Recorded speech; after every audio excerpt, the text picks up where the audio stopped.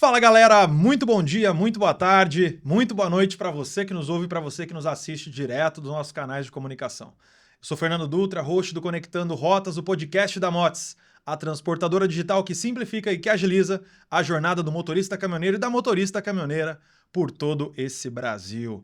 Olha só, e nesse episódio do Conectando Rotas a gente vai falar de um tema super interessante, que é a logística rodoviária de um dos setores que investe forte em tecnologia nas últimas décadas, em busca de eficiência, de segurança, de sustentabilidade. Que no final é a logística do setor de construção civil, mais especificamente da indústria do aço no Brasil. E para falar desse tema com a gente aqui hoje, eu tenho o prazer de receber ele, que é diretor de logística na ArcelorMittal, Fábio Saldanha. Obrigado por estar aqui com a gente. Obrigado, Fernando. Eu que agradeço o convite, fiquei muito lisonjeado aí. Queria agradecer também ao André Pimenta, né? Para a gente é uma oportunidade de estar falando um pouquinho, não só de logística, mas também do setor da construção civil aqui. Meu ex-colega de Ambev, né, Saldanha? Com certeza, anos lá, 17 anos já trabalhei por lá, tenho uma experiência grande na área de supply chain e isso ajuda muito na contribuição, né, que eu tô dando hoje no setor de construção civil, que para mim também é novo, é um aprendizado também. Você está quanto tempo na Arcelor? Hoje fazem 3 anos e 6 meses. 3 anos. Legal. Bom, para a gente começar o nosso papo, muita gente aí que nos assiste, que são profissionais de logística e que dão muito valor para conhecer um pouquinho da história, da carreira, né, dos convidados que estão aqui com a gente. Então seria legal se você pudesse compartilhar com a gente um pouquinho da tua trajetória de seus 17 anos de Ambev, mais 3 de Arcelor. Talvez você começou em outro lugar antes, né? Vou saber agora também. Conta um pouco para a galera aí como é que foi a tua história. É complicado falar da carreira que entrega a idade, mas vamos tentar falar e... A gente já até iniciou, né? Que a gente trabalhou junto na Ambev. Eu comecei, na verdade, eu fiz engenharia de produção e... Onde você estudou? Eu fiz na Mauá, né? Em São Caetano, né? Quando eu saí da Mauá em 2001, na verdade, eu tinha um interesse, como estagiário ainda, era conhecer um pouquinho da engenharia de produção, da engenharia mecânica, né? E eu fiquei 1 ano e meio trabalhando na Scania, na área de motores, mas, na verdade, eu vi que aquilo ali não ia me dar futuro, ou talvez não pelo próprio setor, mas é porque não me crescia os olhos, né? E em 2001 começou muito essa questão logística, planejamento, armazém. Acho que as empresas começaram a perceber que não era só produzir e vender, que a gente precisava ter uma conexão disso tudo, né? E aí eu vi o programa de trainee da Ambev, que foi em 2000 para 2001. Na Natura também tentei. Não entrei nos dois, tá, Fernando? Não entrei, mas na Ambev me convidaram para participar de um programa que chamava, na época, Refúgio de Trainee, né? Que depois foi melhorando aos poucos, né? Virou talento, né? Que é o cara que ficava nas últimas ali no programa de trainee. E aí eu entrei na Ambev já nos primeiros anos, no primeiro ano com implementação de sistema do SAP, né? Nas fábricas da Brahma, na área de armazém, na área de controle de ativo de giro, principalmente. Trabalhei lá com o Eduardo Rojo, saudoso Eduardo Rojo. Abraço, Rojo. E comecei um tempo lá, fiquei 1 ano, e aí a Ambev fazia, você conhece, né? A Ambev falava, não, vai para o campo, vai trabalhar na distribuição, porque você tem que ter uma experiência para depois você subir para o corporativo, ou o que seja, né? E aí eu fui para o CD Moca, que inclusive fechou há uns 2 anos atrás, CD tradicionalíssimo lá, histórico. Fui trabalhar lá como supervisor de distribuição, depois virei coordenador de distribuição lá do autosserviço, né? Fiquei um tempo lá do autosserviço. E a Ambev me deixou 8 anos lá, trabalhando no campo, né? Trabalhando na Moca, trabalhei em Diadema, trabalhei no CD Paulina, participei da abertura do CD Paulina, que a gente tinha comprado uma revenda, né? Fiquei 2 anos e meio lá. E essa experiência de campo que me ajudou a promover a minha ida ao corporativo, né? Na época o Danilo Gargano me chamou também para trabalhar lá e aí eu acabei indo como especialista de transporte. Foi quando eu conheci o André Pimenta. Legal. Já nascer como especialista de transporte, depois fui para a gerência de transporte, trabalhei com Customer Service muito tempo lá na na administração central, né, da Ambev, como gerente nacional de Customer Service, então tinha muito reuniões com grandes redes, né, Atacadão, a Pão de Açúcar, Walmart. Uhum. E terminei minha carreira lá fazendo um M&A com a Dubem, onde eu fui head de operações, cuidar do planejamento e distribuição da Dubem. O objetivo era pegar os produtos da Dubem, colocar para dentro da companhia, né? E fiquei 2 anos no Rio de Janeiro. fazendo essa junção dessas empresas, né? Bem, era lá? A do bem era lá, né? O sócio ficava lá, um suco com uma pegada integral, né? A Ambev naquela época que ia fazer uma competição com a Coca-Cola, que estava com o Del Valle, a gente entrando com o do bem. A gente teve que fazer uma revisão muito grande de portfólio, né? A do bem tinha um portfólio bem amplo, né? Produtos que até tinham baixo giro e que para a Ambev não valeria a pena. Então a gente fez todo esse trabalho, fiquei 2 anos e meio lá. Foi quando eu não tinha mais uma volta para mim garantida na Ambev, eu resolvi sair, consegui uma oportunidade na Cargill, entrei na Cargill. Foi uma passagem bem rápida, uma passagem bem interessante, né, porque eu tive muito contato com tecnologia já e aproveitei um pouco da expertise que eu tive na Ambev de tecnologia, com rastreador, a parte de tecnologia de TMS, WMS, implementei na Cargill todas essas tecnologias, né? Tinha um time de projeto, então fiquei em projetos lá, e aí veio uma oportunidade na ArcelorMittal. Essa oportunidade veio no meio da pandemia, fui chamado para trabalhar. Aquela entrevista por Teams, né? Trabalhei 6 meses sem conhecer praticamente ninguém dentro da empresa. 2021? Isso foi 2021, julho, entrei. Fiquei praticamente até dezembro. Eu ia a Belo Horizonte, mas eu não conseguia ficar por muito tempo por causa da pandemia, eu voltava. E efetivamente comecei a ir a Belo Horizonte, né, a trabalhar lá a partir de janeiro, fevereiro de 2022. E estou desde então, né, já estão fazendo aí 3 anos.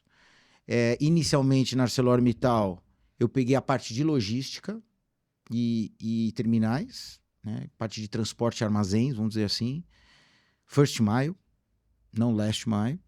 Depois eu fui incorporando exportação, depois me deram todo o planejamento, aí Customer Service também, assumi a área de Customer, e agora recentemente uma área de serviços que a gente chama de corte e dobra, que é a área para construção civil. Inclusive nós vamos falar bastante dessa área. É um serviço adicional que a gente tem muito interessante e que é valorizado pelos clientes. Então são 21 corte e dobra que eu acabei assumindo também, essa área de serviços dentro da ArcelorMittal. Legal.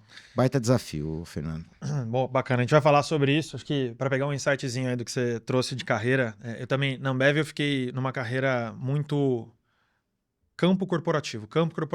Fui para Votorantim, campo corporativo. Cara, você não tem ideia quanto que eu vejo que isso contribuiu de fato para a formação de pensamento sistêmico, de tomadas de decisão, seja para melhorar a tomada de decisão corporativa, porque você conhece o campo, seja quando você está lá no campo, né, para entender, né, as decisões corporativas e fazer daquilo um melhor entendimento para tua eficiência do dia a dia. Isso é fundamental, né? Então a gente tem esse receio, vou ter que ir para o campo, vou ter que ir para a ponta, e cara, isso para mim é fundamental e virou muito minha chave e faz parte de me permitir estar onde eu estou hoje. Acho que para você também. Eu acho que não é ser saudosista, nem um pouco. Eu acho que, até aproveitando, vocês jovens aí que estão assistindo a nossa live aqui, é importante demais, eu acho, na minha opinião, vocês conhecerem a operação, né? O mundo corporativo, às vezes, ele é mais atrativo, né? Mas ter a vivência do dia a dia, saber as dores que passam dentro de uma operação de armazém, uma operação de transporte, é fundamental para a pessoa depois desenvolver projetos de impacto, que gerem nível de serviço, que reduzam custo. Então, acho que esse campo corporativo é um dos grandes diferenciais que eu vi na Ambev e que a gente tenta implementar aqui na ArcelorMittal também, e para essas pessoas terem a vivência do dia a dia. Legal. Bom, você começou então na cerveja, foi para o suco, depois a soja e agora o aço. É isso aí. O que você faz hoje na Arcelor? Né? Você começou a explorar um pouquinho, fala um pouquinho melhor. O que você faz hoje lá? São 4 grandes áreas que a gente tem lá hoje, né? A gente tem uma área muito grande de transporte, então toda a gestão de transporte inbound e outbound do first mile está sobre a nossa responsabilidade, né? Estamos falando aí de mais ou menos 850, 900 veículos por dia, né? De 30 toneladas, mais ou menos, né? Então, toda essa gestão, dentro dessa gestão temos frota dedicada também, temos contratos, são 180 transportadores que têm contrato com a gente nesse processo, né? Além disso, nós temos uma área de armazéns, e aí os nossos armazéns eles têm características diferentes. Eu tenho um armazém multimodal, que é um terminal onde eu chego ferroviário e saio rodoviário. São terceiros que eu tenho toda uma gestão desses armazéns. Então tem uma área que cuida dos KPIs de produtividade, de estoque, de inventário desses terminais. Tem outros armazéns que são armazéns que são hubs, que a gente chama, são armazéns que fazem fracionamento de carga, porque a construção civil ou a linha de indústria, não necessariamente você tem pedidos com carga fechada, vamos chamar assim, né? Você tem pedidos fracionados, então necessita ter esse entendimento de como fracionar, então precisa ter essa expertise, esses skills, então a gente usa nessa estrutura nossa de hubs.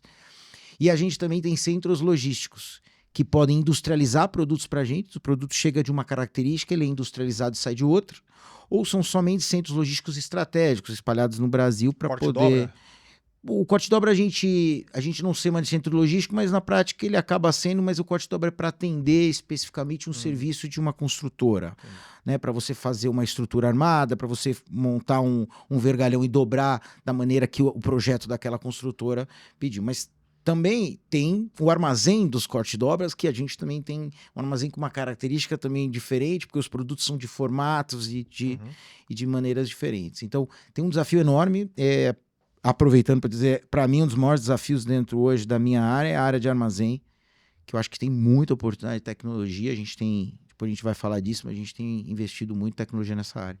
A terceira área é planejamento, né, como no geral, planejamento estratégico e um planejamento mais a curto prazo, né, das linhas de produção das 7 usinas que a gente opera hoje, das 10 usinas que a gente opera hoje em Longos. Então é uma operação mais corporativa, mas com uma gestão por SKU, olhando a demanda da área comercial e tentando refletir isso dentro de um planejamento de produção, cuidando da distribuição da nossa rede de distribuição, que a gente tem uma rede de last mile que não está comigo, mas eu sou o responsável pelo abastecimento dessa rede. Então, para garantir que o produto chegue na ponta para poder ser vendido e entregue, né? E a quarta área é a área de Customer Service, que é a torre de controle hoje, né? A gente vai falar também mais para frente, talvez, sobre a torre. É a área que gerencia o nosso pedido. Desde a entrada, quando o vendedor coloca o pedido na nossa base, até a entrega do cliente final. Também gerencia a torre de controle desde o inbound, quando o comprador coloca uma compra de sucata, por exemplo, num sucateiro e a gente entrega dentro da nossa usina. Então a gente gerencia todo esse supply chain, seja do inbound e do outbound dentro dessa torre de controle. Legal. Então é a logística completa, né? O S&OP, é o inbound, é o armazém, é o outbound. Eu digo só que eu não tenho suprimentos. Para ficar o supply chain completo na sua íntegra, né? Eu não faço negociação. Você executa. Eu executo. Legal. Eu vou te dar um desafio, então. Você falou que um dos desafios que você tem é um pouco de warehousing, né? De armazém.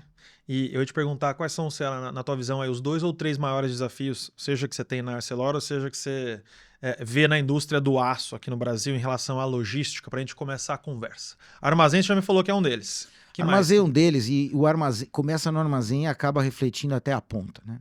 Porque o armazém, nossos produtos, você e eu estávamos muito acostumados com produtos paletizados. Você não sabe como é bom, Dutra, produto paletizado, porque as dimensões são muito padrões. Fixas, né? Você consegue criar um porta-pallet com um tamanho padrão, você tem uma empilhadeira que vai puxar esse pallet, vai colocar em cima de um caminhão, né? A movimentação rápida, você consegue promover muito produtividade, né? Na construção civil, na indústria pesada, na siderurgia, as dimensões são diferentes, os pesos são diferentes, as bitolas são diferentes. E você também tem uma especificação de qualidade que você tem que tomar cuidado. Muitas pessoas falam, poxa, mas o aço ele é um produto extremamente resistente. Sim, mas ao mesmo tempo que é resistente, alguns deles têm uma questão de qualidade e oxidação que você não pode permitir, né? Então a condição de acondicionamento, de armazenagem, de transporte para esse tipo de produto tem que ser muito, muito bem planejado. Então hoje o meu maior desafio é trabalhar com essas diversas dimensões, com esses diversos pesos, né, na movimentação interna. Hoje a nossa movimentação de armazém de siderurgia se não for 70%, é 80% feito por pontos rolantes, né, pelo peso, pela dimensão dos produtos. E eu consigo viabilizar algumas movimentações com a empilhadeira, o que são muito raros por questão de segurança. Segurança é um valor inegociável dentro da ArcelorMittal, né? O produto do jeito que que ele se configura, ele é um produto extremamente perigoso, né?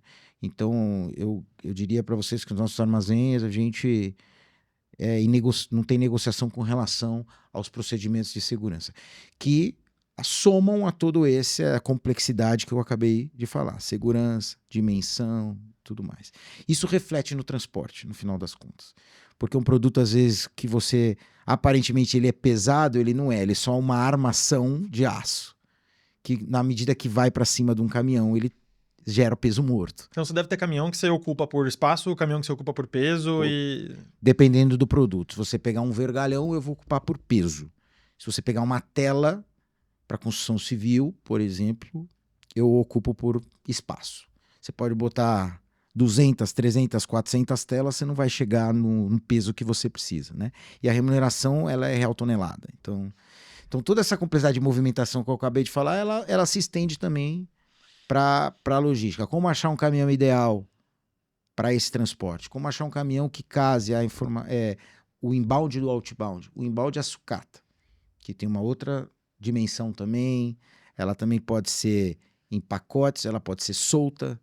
Então isso também impacta demais na questão do frete morto ou não. Legal. Desafio que não falta, Fernando. Muito legal. Mas isso é bom porque nós estamos aqui para resolver. Para quem gosta de desafio aí, prato cheio. Prato né? cheio. A gente teve, né, diversas conversas aqui com profissionais do agro, profissionais de outras indústrias também, e cada um com seus desafios diferentes. E uma coisa que é bastante distinta é um pouco do nível de serviço talvez esperado pelos clientes, né? Como é que é o desafio de nível de serviço hoje para vocês, de expectativas, seja de monitoramento, de apuração no momento de entrega? Como é que é isso?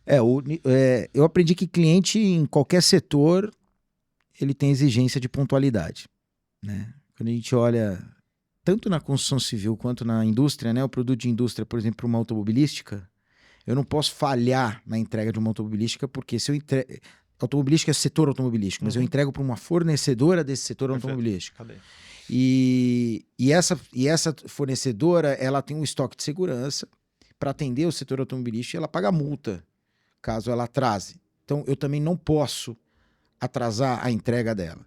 Então, eu tenho um setor que é extremamente preocupado com uma data desejada para atender essa demanda de um setor automobilístico, por exemplo, como eu tenho uma construtora que constrói a laje a cada semana e ela precisa do aço para construir essa laje. E se eu falto com aço na semana, ela fica parada na obra e isso atrasa a obra, aumenta o custo da construção. Então, hoje meu cliente, tanto de construtora como o meu cliente da indústria, ele exige qualidade, pontualidade e soluções para que ele tenha produtividade dentro do processo dele.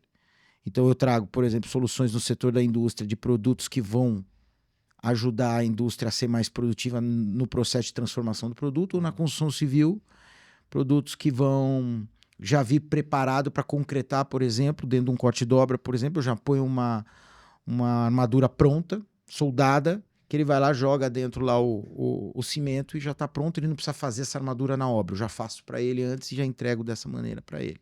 Só que eu preciso entregar com pontualidade. Para isso, a gente precisa ter tecnologia. Eu tenho falado muito para a minha equipe que o mundo está tão complexo que cognitivamente a gente já não é capaz de tomar as decisões se a gente não tiver uma inteligência artificial ou um otimizador por trás mais simples, mas que tragam as respostas que a gente quer, né? Para parar de operar na intuição, né? Hoje acho que a gente opera, realmente no nosso negócio ainda, operamos muito na intuição. Né? E aí, quando você opera na intuição, o negócio fica dentro das pessoas. Quando fica dentro das pessoas, elas não podem sair, que senão você perde a qualidade de serviço. Isso tem que ficar no negócio, isso não tem que ficar nas pessoas, né? Essa é a minha opinião. Então, a gente tem que trabalhar com tecnologia. E aí, a gente implementou nos últimos... Já posso falar de tecnologia aqui? Pode, né? cara, claro que pode. Como é que você lidou, né, com isso aí tudo? A gente fez uma jornada muito grande, principalmente na área de transporte, quando eu cheguei, né? Que é a parte de rastreabilidade, né?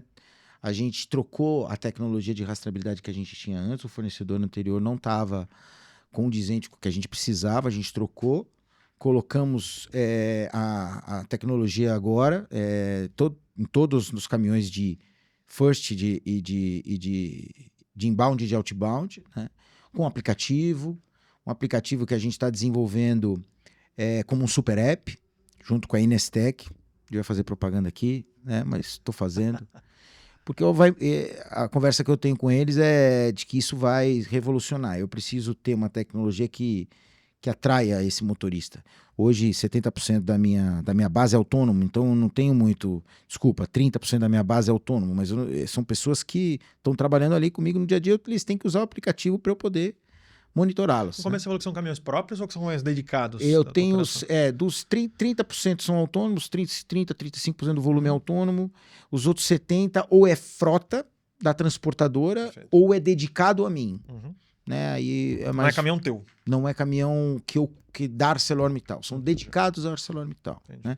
Os dedicados à frota eu tenho mais autonomia de exigir a utilização do meu... Eu te perguntar como é que você faz isso com autônomos, né? Porque você vai colocar um rastreador, você vai colocar um sistema que o autônomo, hoje ele está com você, amanhã ele não está mais. No nosso né? plano, a gente está melhorando o nosso aplicativo, né, de rastreamento para que a gente consiga incluir produtos nesse aplicativo para atrair esse autônomo dentro da nossa plataforma. Porque o autônomo tem que se sentir acolhido dentro da plataforma. Ou que ela gere, na plataforma a gente tem treinamento, ou que seja uma plataforma de premiação, de gamificação, isso a gente ainda não tem. Uma plataforma que tem uma fintech que ajude o motorista, por exemplo, a poder fazer um recebível antecipado, né? Acho que tem muitas coisas que a gente vem conversando com a categoria, né? com os autônomos, a gente tem muito contato com eles de entender qual a necessidade desse cara. Né? A gente tem se preocupado muito com ele. Ele está envelhecendo, isso é ponto, a gente vê nos gráficos, nos números da Ilus, por exemplo, quantos motoristas têm envelhecido, né? E como atrair esse cara, porque eles são 30%. Então, para garantir tudo que a gente veio falando no início da pergunta, de garantir que a obra seja entregue no prazo, garantir que a automobilística receba os produtos da indústria, tudo, eu não posso falhar. Então, eu preciso ter rastreabilidade e eu tenho uma central de monitoramento que acompanha a real time essas entregas. Então, qualquer dúvida que os meus clientes têm em relação às entregas, ele contacta a gente ou o time comercial e a gente disponibiliza a informação de onde está o veículo. Legal.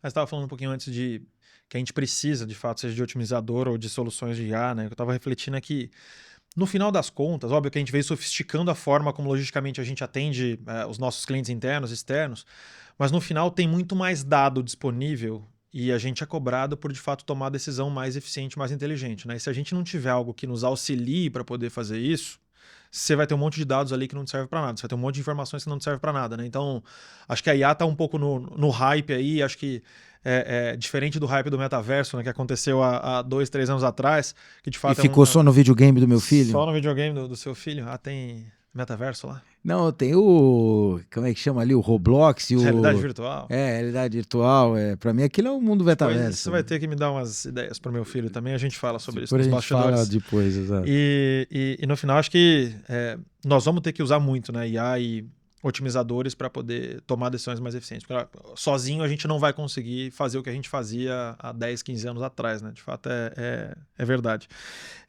Me fala um pouco, cara, do projeto do Digital Global Supply Chain. A gente viu muito isso na mídia e seria legal entender. O nosso Digital Global Supply Chain, ele se resume ao que a gente tem trabalhado muito com um conceito de você digitalizar a informação mais importante que você precisa para qualquer processo, seja um processo dentro do supply chain, de transporte, de customer service, de planejamento, ou um processo de armazém, você precisa digitalizar. Aquilo não pode ser mais por e-mail, aquilo não pode ser mais uma conversinha entre dois operadores, aquilo não pode ser mais um papel de pão. Aquilo tem que ser digitalizado. Então, isso para mim é o primeiro ponto. O segundo ponto que a gente está trabalhando depois de digitalizar é dar visibilidade. E aí vem o papel da torre de controle. Eu tenho aquela informação agora digital e com visibilidade. Hoje nós já estamos trabalhando avançado nesse patamar de visibilidade. E a gente está partindo para o ano que vem, que é o que eu estou provocando muito com o meu time, é sair da visibilidade e ir para orquestração. Então o Digital Supply Chain para a gente é chegar num nível de orquestração avançado. E a orquestração passa por um data lake, a orquestração passa para você tomar medidas preditivas do teu negócio. Hoje nós ainda não chegamos nesse patamar. Então, a gente tem uma tarefa em todos os nossos fóruns dentro da nossa área, vamos digitalizar o que precisa e é core do nosso negócio. Criamos uma área de automação dentro da logística. Eu tenho um gerente hoje que ele tem um time que olha automação, Power Automate, Python, linguagens Legal. X, né? Esse cara está digitalizando e dando visibilidade. E no próximo passo ele pegar a visibilidade e orquestrar. E aí a orquestração aí são módulos mais avançados. Eu estou imaginando ter realmente uma inteligência artificial que, o caminhão vai atrasar e você vai perder esse pedido, ou se você confirmar para esse cliente, o outro vai faltar, esse cliente é mais importante que o outro. A gente ter a orquestração da torre de uma maneira mais preditiva e que o meu analista não atue para evitar a não conformidade, não atuar depois que ela já ocorreu. Isso é o planejamento, isso é o que a gente pensa, isso que a mídia fala, eu acredito que é possível, mas eu imagino que isso é um caminho tenuoso, mas é um caminho que tem que ser feito, né? É um caminho, não dá para você ir para orquestração sem você digitalizar antes. Então, a gente tem feito esse conceito e tem dado certo. E é legal, tive aqui com um amigo meu que ele é de e-commerce. E é impressionante como a logística dos diversos setores no Brasil estão em diferentes momentos de tecnologia, né? Verdade, concordo. Se a gente olha para o agro, cara, tá 20 anos atrasado. Você olha para produtos que são muito mais básicos da indústria, tá 20 anos atrasado do que se tem de mais moderno. Mas no final, não é culpa dos setores, é uma questão de ocasião, né? Se você tem um produto que não te permite investir um pouquinho mais em logística, você tem que jogar o jogo do negócio, né? Quando você vai para um e-commerce, que o consumidor está lá exigindo o máximo de nível de serviço, a logística é ainda mais um diferencial competitivo. A gente que é de logística, quando olha o e-commerce, dá até ciúmes. Poxa vida, cara. Não, Eles nasceram para isso, é uma empresa digital. Né? Logística é o negócio, né? Logística você vê, há 10 anos atrás, você agendando, começava a agendar as entregas do supermercado, aí depois, 2, 3 anos atrás, entrega no dia seguinte.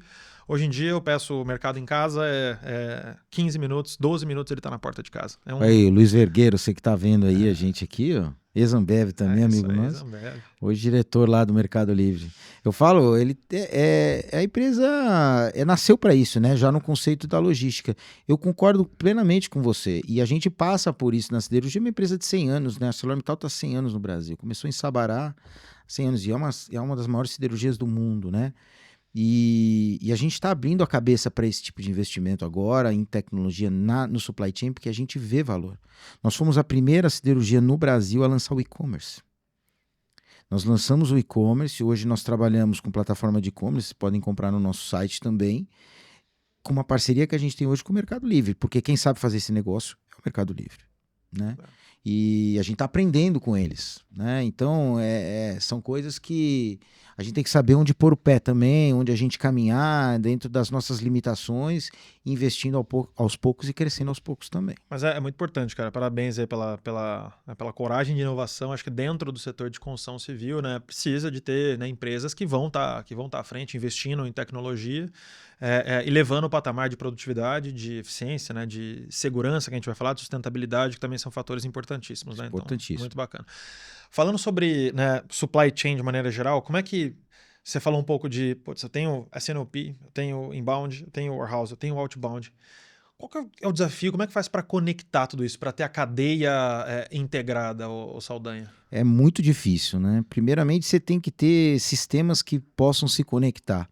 A ArcelorMittal veio, falando mais de arquitetura sistêmica, a gente trabalha muito com SAP há anos, né? E agora nós estamos trabalhando sistemas periféricos, vamos chamar assim, que conectam no SAP para a gente poder fazer essa gestão mais integrada. Então hoje a ArcelorMittal trabalha com a IBP, a gente trabalha com o TMS da SAP, a gente trabalha com o EWM da SAP também nas nossas usinas, né? Implementamos RFID nos terminais e também nas usinas.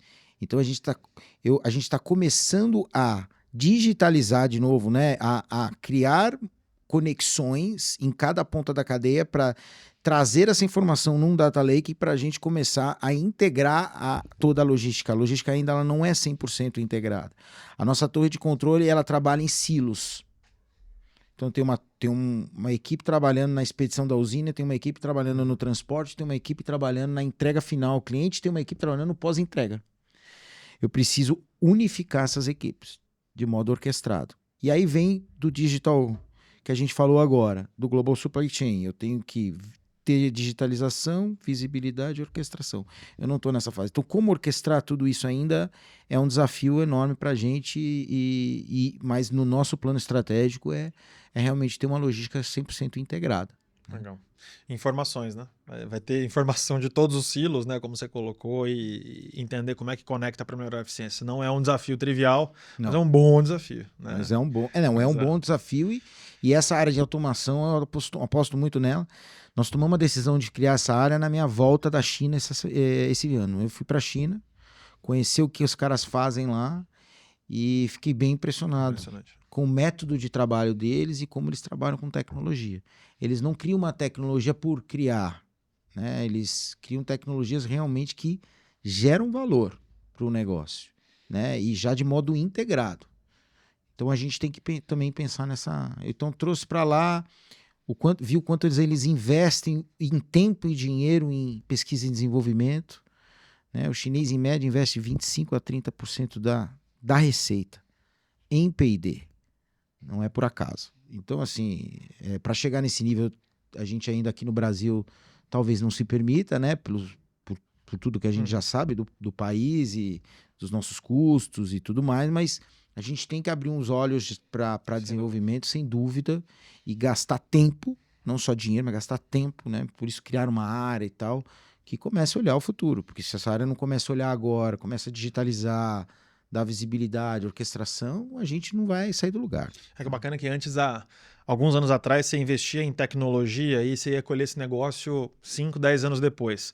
Hoje, minha impressão é que o tempo de colher os resultados ele está cada vez ficando menor e isso vai permitir com que as empresas, entre aspas, se arrisquem mais a investir mais em tecnologia. Eu também acho. A resposta é mais rápida. Mais rápida. Das nossas contas, vamos instalar um WMS. Porque as tecnologias, Fernando, elas estão prontas no mercado, algumas grande delas, né?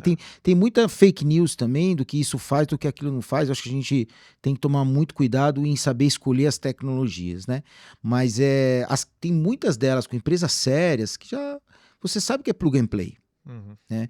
E aí outra coisa que eu também acho que não é saudosismo, né? É quando você põe uma tecnologia na sua empresa, tenta se adaptar à tecnologia. Não faz ela se adaptar à sua empresa. Porque senão você cria um Frankenstein, você muda ela inteira e pro propósito que ela para te entregar, ela acaba não te entregando esse propósito. Começa a perder a eficiência da própria E a empresa que vai te fazer a tecnologia, ele não vai dizer que não dá, ele sempre vai dizer que dá. Eu queria colocar isso, eu queria mudar aquilo, ele vai mudar para você. Mas aí você talvez não consiga ter o fruto do resultado que você tem. Então eu tenho feito muito isso com o meu time, de assim, a tecnologia é assim, é para isso que ela faz, ela resolve estas dores, que também é muito importante a gente olhar as nossas dores, né? Outro dia eu falei no fórum da Ilus lá, eles brincaram comigo, que eu falei, a gente precisa se apaixonar pelas dores e não pelas soluções. É isso aí. Foi assim, as dores, você tem que entender dor, não é solução. Solução você vai colocar depois que você entende a sua dor. Né? Então, se aquela tecnologia resolve a sua dor, põe ela, não muda a tecnologia não, põe, ela vai resolver a sua dor, acabou. Então, eu falo isso porque como eu já tenho 25 anos de mercado, 24 anos de mercado, eu já passei por diversas implantações de sistema que não deram certo porque eu mesmo quis mudar o sistema inteiro.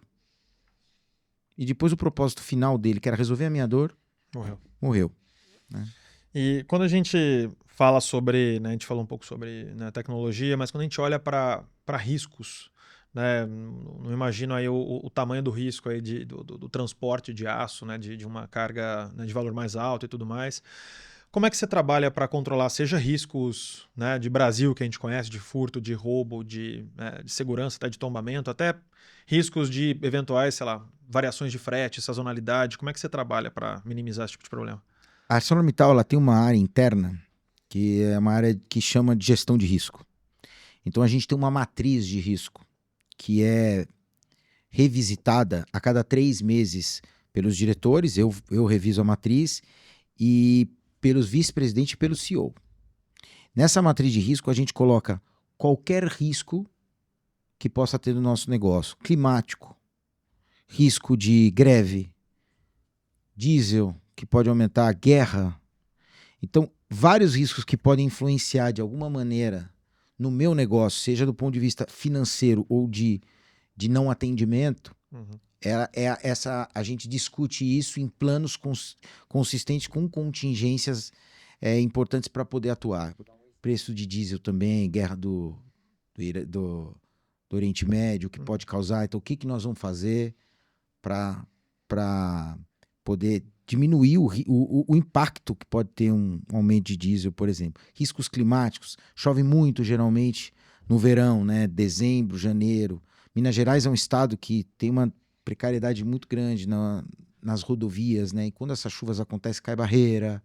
A gente tem muito problema de atendimento. Então, a gente também se prepara. A gente não pode molhar, por exemplo, carvão em tempos de chuva, então a gente trabalha a contingência em frotas adicionais, com cobertura adequada para este tipo de produto durante o período de chuvas. Então, a gente concentra a gestão de risco dentro de uma área que é preparada para isso. E ela não é uma área só da logística, ela vê gerenciamento de risco em todas as áreas da empresa. Aconteceu o problema, vai para a matriz de risco, entende qual é a solução e alternativa. E a gente forma um comitê e vai, visita a matriz de risco, vê quais ações que tem que ser tomadas e a gente toma as ações. É claro, né, Fernando, se você tiver uma catástrofe, às vezes que realmente foge da nossa alçada, né, a gente vai aprender com essa catástrofe e vai colocar na matriz de risco para não errar de novo. Entendeu? A matriz de risco, mesmo, ela tem que ser uma matriz que ela, de fato, cubra boa parte dos problemas, mas se você quiser cobrir absolutamente todos os riscos, até aquele que tem 0,001% de chance de acontecer, ela fica quase que inviável de acompanhar. De acompanhar, mas é uma baita de uma ferramenta. E essa matriz ela avalia impacto financeiro, né? Ela varia de quanto de impacto financeiro, probabilidade de acontecer, e aí a gente chama os especialistas para discutir a probabilidade a cada trimestre, né? E como é que está a tendência. Se ela está com uma tendência de acontecer ou não, né? E se ela já se materializou, né? Então tem, às vezes, acesso aqui se materializou e a gente precisa tomar as ações para... Muito bacana. Quando a gente fala a gente falou um pouco, né? Um pouco não bastante sobre tecnologia, mas olhando mais agora setor da construção civil completa, para pegar a sua opinião.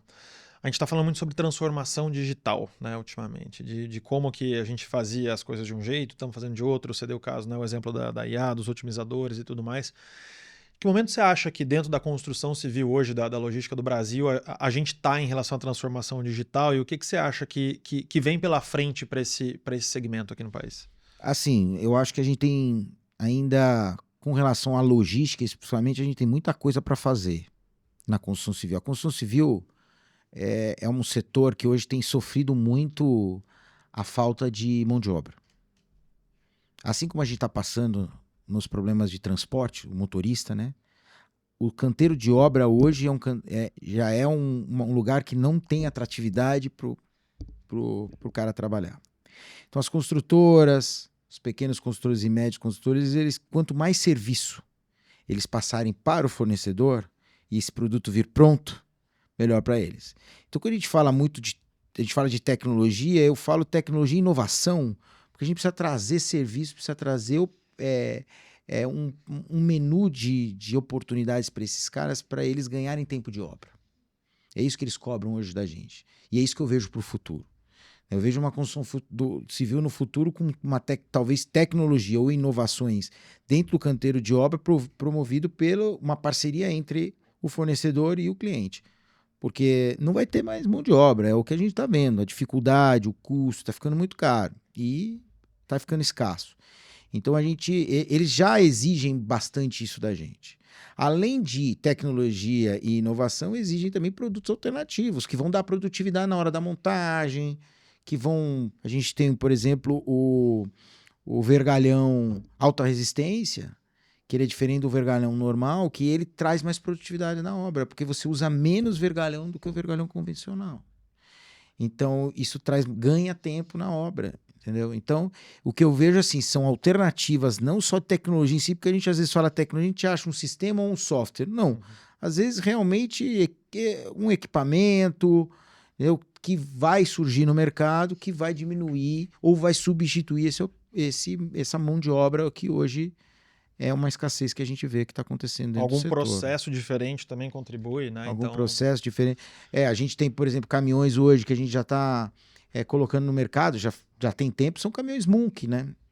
cada vez mais exigidos, com caminhões que têm uma garra própria para a gente não ter que a obra contratar isso. Então, eles já pedem com esse caminhão Monk para a gente poder dar essa agilidade na descarga para a obra. Então, tudo que a gente puder agilizar com equipamento, com inovação, com produto alternativo ou com tecnologia, eu acho que tem oportunidade dentro do campo ali da construção civil.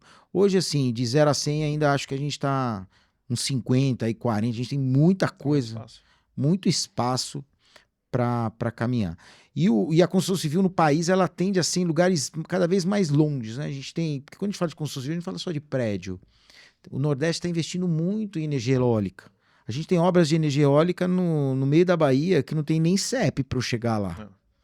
Eu entrego num canteiro que eu não sei, e ele a cada, sei lá, 2, 3 quilômetros é uma torre eólica lá, que eu estou colocando aço. Então eu tenho que entregar em cada ponto.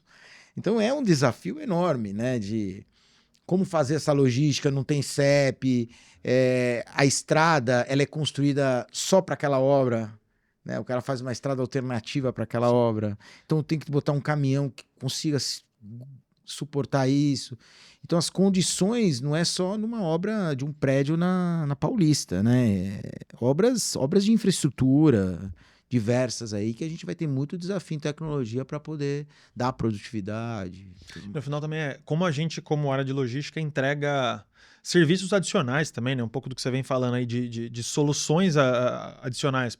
A Mots, por exemplo, como transporte, cara, transportar é o básico. Tirar do ponto A para o ponto B na data certa, com preço bom, é o básico. Isso é o que já pedem básico, já há anos. Né? Esse é o ponto de partida, não é ponto de chegada. O nível de serviço e preço não é mais ponto de chegada, é ponto de partida, né? Então você vê no agro, por exemplo, diversos transportadores, cara, como é que eu coloco um armazém para eu poder estocar o produto do meu cliente caso ele precise estocar, eu não consigo levar para um porto porque o porto está cheio, por exemplo. Né? É um serviço adicional, o cara vai ganhar por isso e oferece uma solução mais completa, fideliza mais o cliente, ganha mais dinheiro, né? Então acho que é um pouco disso que você está falando. Né? É isso, e eu acho que um grande desafio é cobrar por isso. Porque hoje o cliente do e-commerce, né, e a gente como B2C, né, cliente, a gente já está acostumado a falar, não, eu quero receber para amanhã, eu vou pagar mais, né? Isso já está dentro da cultura. Agora, no B2B, ele é um pouquinho diferente. Ainda isso é normal. O cliente olha isso como, tá bom, estou fidelizado com você, é um serviço, mas não vejo necessidade de pagar mais. Como é que você explica isso para o financeiro? Aí é uma outra discussão. Aí é uma outra discussão. Então, tem assim, tem muita coisa, tem muita água por baixo dessa ponte, o quanto que o mercado de construção civil ou de indústria vai pagar por serviços adicionais que a gente vai promover no futuro através de inovação e tecnologia. Legal. Bom, pra gente fechar aqui o papo, nem vi o tempo passar. Também não vi. Já acabou? Tem 3, eu vou escolher uma aqui para encerrar, pra gente falar sobre sustentabilidade. Legal. Como é que você encara esse tema dentro da logística, cara? Como é que tá rodando? Que estágio que a gente tá? Assim, a ArcelorMittal ela é pioneira em relação a esse assunto, né? Foi uma das primeiras siderurgias que colocou meta de descarbonização assim que o assunto veio à tona, né? Então, a Arcelor hoje tem uma meta de redução de 25% de emissão até 2030 e carbono neutro até 2050. Então, a companhia em si, ao redor do mundo e no Brasil, tem feito várias ações voltadas a esse assunto, mas no sentido produtivo. Então, procurando alternativas de utilização mais sucata, né? Fazendo produtos que emitem menos carbono, no caso do X-Carb, que é o nosso vergalhão, que reduz 60% da emissão de carbono. É, né? Um produto feito com energia 100% renovável, ele é produzido com energia renovável e 100% com carga metálica, ou seja, com carga de sucata, né? Não queima minério, não emite carbono, né? Então, assim, tem várias ações. Agora, eu já faço com as tecnologias que eu tenho hoje ações que eu entendo que reduzem a emissão de carbono. Por exemplo, roteirização no meu Last Mile que a gente implementou. Hoje nós temos 300 veículos no Last Mile roteirizados que a gente reduziu 10, 15% do KM que eles rodam. Essa redução de 10, 15%... Poxa. Tem redução de CO2. Então, nosso caminho estou falando da nossa diretoria de logística da ArcelorMittal primeiramente, medir esse carbono, a gente está fazendo isso, já temos iniciativas de medir, quero medir. Porque a primeira coisa, eu quero saber quanto os meus caminhões todos emitem. Depois, pegar as ações que já estão em curso e que são ações de redução de custo, que são ações azul e que vão dar retorno, quanto elas já estão reduzindo desse CO2 que eu emito, e depois sim trabalhar as ações adicionais. A gente já está conversando com montadoras, com empresas já principalmente com transportadoras para caminhão híbrido, para caminhão elétrico. A ArcelorMittal Planos implementou já em caminhão elétrico dentro da operação dela, em alguns trechos, né, já colocou. A gente está testando aqui em Longos um caminhão híbrido, só que tudo um teste para ver produtividade, para ter certeza que esse caminhão dá um retorno também e a gente conseguir trabalhar a questão também de sustentabilidade. E tem projetos de sinergias, né? A gente tem feito algumas sinergias em inbound, outbound, ou seja, aproveitando o caminhão vazio e vindo com produto, ou seja, diminuindo uma perna vazia, queimando CO2 sem necessidade. Então, assim, falar de sustentabilidade dentro da logística, eu acho que tem ações que já estão em curso, que são consistentes, que já trazem resultado, que não é de abraçar árvores, são ações consistentes, estruturais. A gente já está fazendo, precisa medir isso. Eu hoje não meço.